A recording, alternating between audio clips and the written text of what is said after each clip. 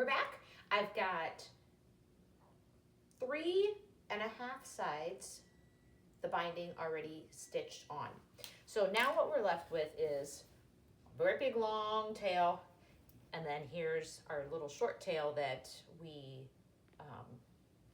left loose when we started attaching. So this is where we started, and I've stitched up to about here. So I'm looking at maybe 12 inches between where I stopped stitching.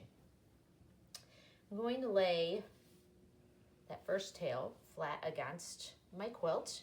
And this is something else I forgot to tell you girls.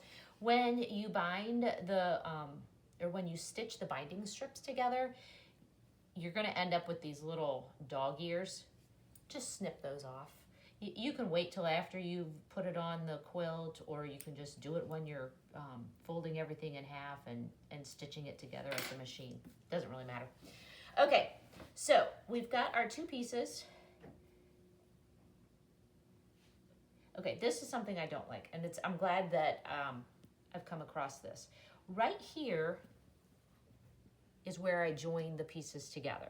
So I really don't want to put I don't want to join these two pieces right on top of where I joined this, because then I'm going to have two seams right on top of each other, and it's going to be a lot of bulk.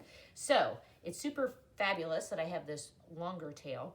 Let me, what I'm going to do then to compensate for that is I'm just going to cut some off of this, so that will move it over. And I'll still have plenty of room. Just cut that off really straight. Okay. This particular binding that I cut it at 2 inches. If you cut yours at 2 1/4, you need to remember that, because what we're going to do is we're going to line these two pieces up. We're going to butt them up right next to each other. And see how I folded this over? It's like I put a little crease, finger crease in there. So these two are right next to each other. Since I cut my binding strips at 2 inches, I'm going to measure over 2 inches. There's my fold. There's my 2-inch mark. I'm going to draw a little line. There we go. If I would have cut my binding strips at 2 1/4 inches, like what I've recommended to you guys, I would measure over 2 1/4 inches from this fold. And what I'm going to do is I'm going to cut on this line. There we go. Now I'm left with these two pieces, and I need to join them, and then we'll stitch it down. And this is where the magic is with all of the binding. This is the part that I love the most. There's a million ways that people join their strips together and then stitch the binding on. But this, I think, is the easiest and most seamless way to do it. And you'll never, ever know where you joined your two binding strips. So here's what we're going to do.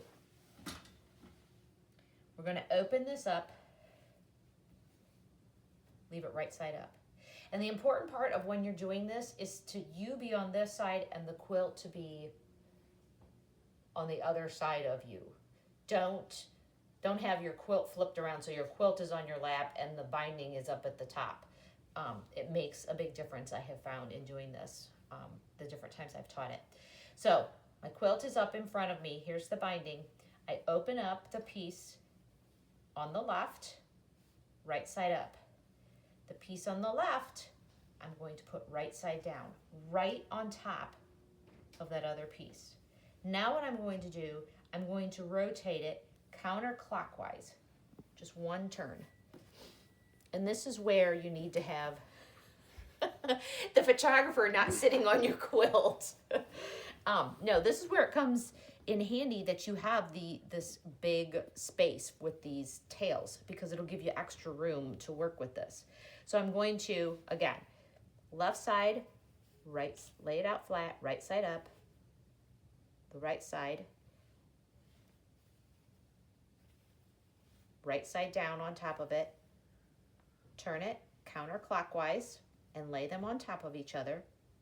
Now what I'm going to do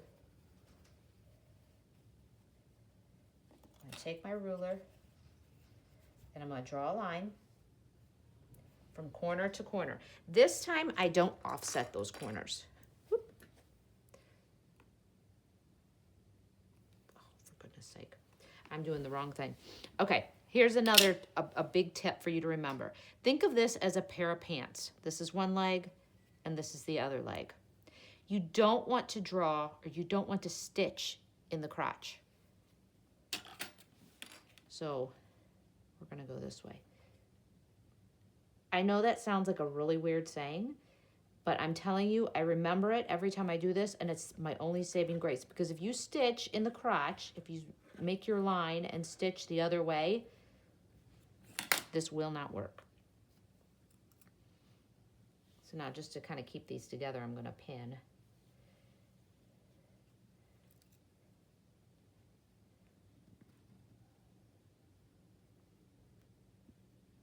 And I'm going to take this over to my sewing machine and I'm going to stitch on this line. And I'm going to pause this for a minute, and when I come back, I'll show you how this turned out.